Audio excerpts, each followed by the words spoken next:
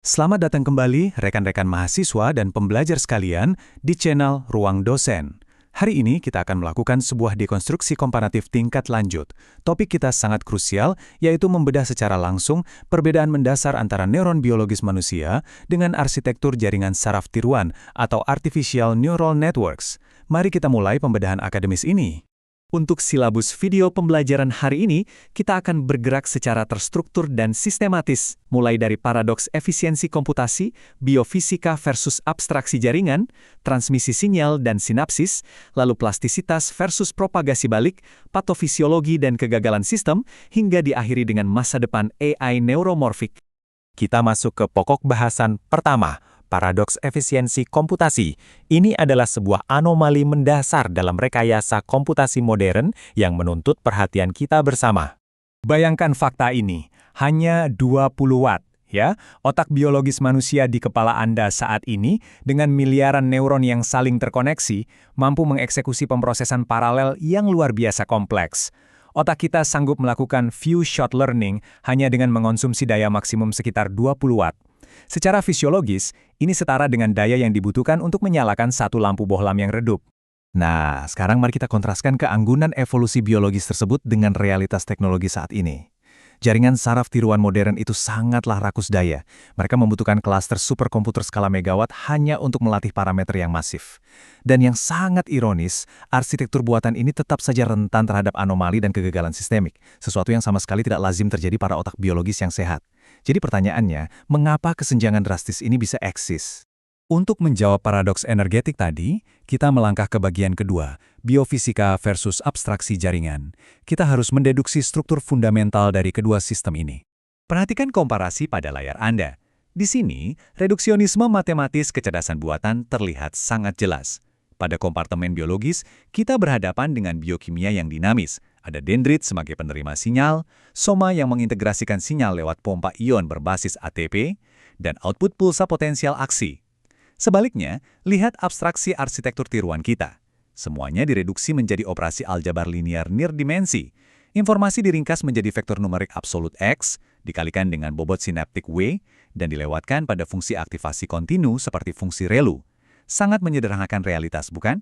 Reduksi matematis ekstrim ini membawa kita pada diskusi esensial ketiga, transmisi sinyal dan sinapsis. Mari kita telusuri bagaimana perbedaan ini mempengaruhi kelajuan aliran informasi.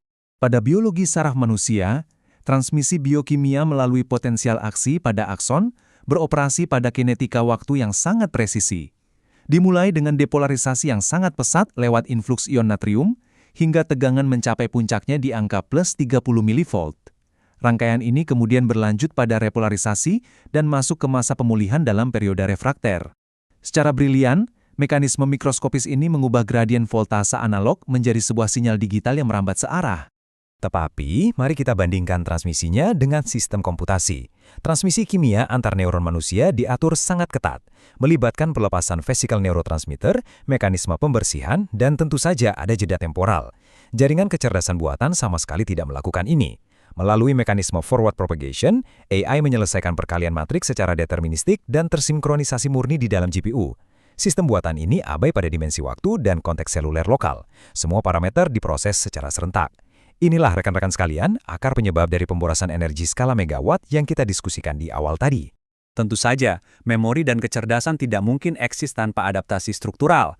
Pada bagian keempat ini, kita akan mengeksplorasi plastisitas versus propagasi balik, dua landasan pembelajaran yang berseberangan. Di dalam ranah ilmu saraf, kita sangat berpegang teguh pada postulat Hebbian dari ilmuwan Donald Hebb, sel-sel saraf yang meletup bersama akan terhubung bersama. Aksioma fisiologis ini menjangkar pemahaman kita mengenai terbentuknya memori struktural melalui potensiasi jangka panjang serta plastisitas sinaptik di level biologis. Secara elegan, otak kita memperkuat dan meregulasi koneksi sinaptik secara mandiri pada tingkat biokimia lokal. Ini didorong langsung oleh dinamika reseptor NMDA dan influx kalsium intraseluler. Namun, AI modern sangat bergantung pada backpropagation atau propagasi balik. Dalam komputasi, algoritma ini menuntut perhitungan turunan fungsi kerugian secara global menggunakan aturan rantai kalkulus. Evaluasi disebar secara sinkron dari ujung kembali ke awal jaringan. Inilah alasan utama mengapa banyak ahli menyimpulkan bahwa mekanisme pembelajaran AI saat ini sebenarnya tidak memiliki dasar neuroscience yang kuat atau bisa disebut tidak masuk akal secara biologis. Para mahasiswa sekalian, pusatkan perhatian Anda, kita melangkah masuk ke bagian kelima, patofisiologi dan kegagalan sistem. Kita akan melihat cerminan presisi antara patogenesis penyakit neurologis pada manusia dengan kegagalan sistem komputasional.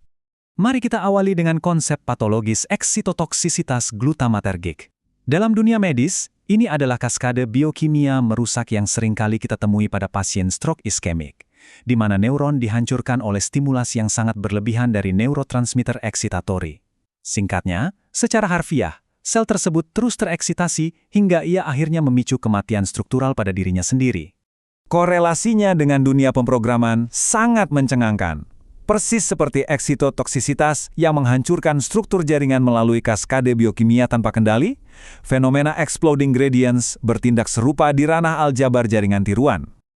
Ketika terjadi akumulasi turunan eksponensial, bobot model akan berosilasi ekstrim menuju ke angka tidak terhingga.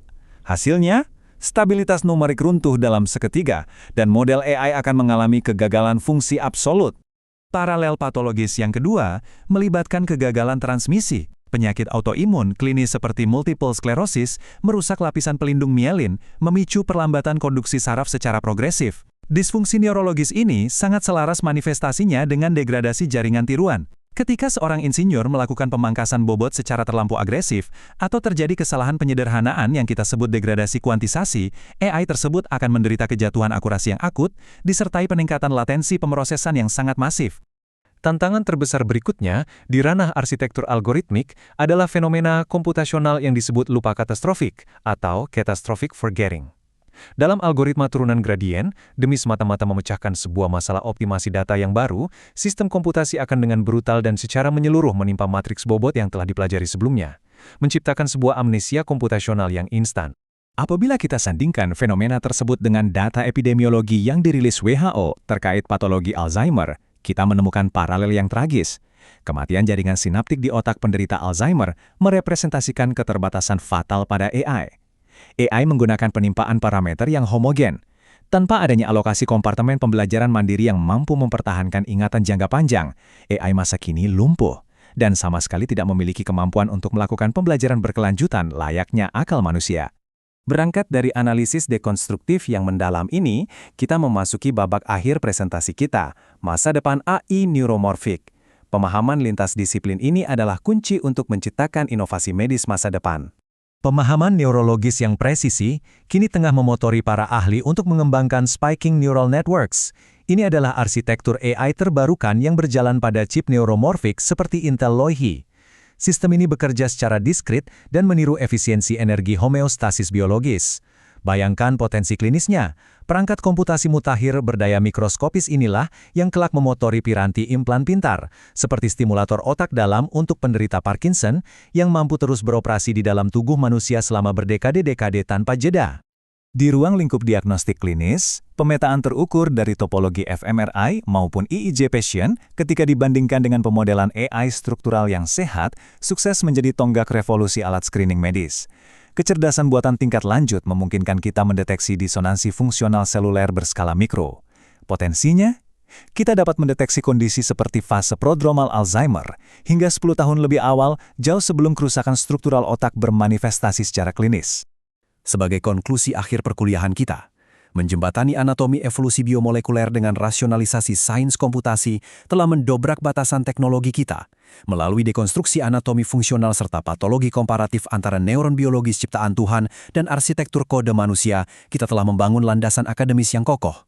Fondasi inilah yang akan mengantarkan kita dalam merancang kecerdasan buatan yang paripurna, seraya memperkuat instrumen kita dalam mendiagnosis dan menyembuhkan akal budi umat manusia. Rekan-rekan mahasiswa dan pembelajar sekalian, sampailah kita pada penghujung materi kuliah ini. Jika Anda merasa tercerahkan dan menyukai format video pembelajaran yang akademis, formal, dan logis seperti ini, saya mengundang Anda untuk klik tombol subscribe pada channel Ruang Dosen. Pastikan juga Anda mengaktifkan lonceng agar segera menerima notifikasi saat materi perkuliahan terbaru kami rilis. Silakan klik like dan luangkan waktu sejenak untuk menekan share, agar kita dapat bersama-sama menyebarkan ilmu pengetahuan yang bermanfaat ini kepada audiens yang lebih luas. Terima kasih atas atensi dan antusiasme akademis Anda. Sampai jumpa di video pembelajaran kita yang berikutnya.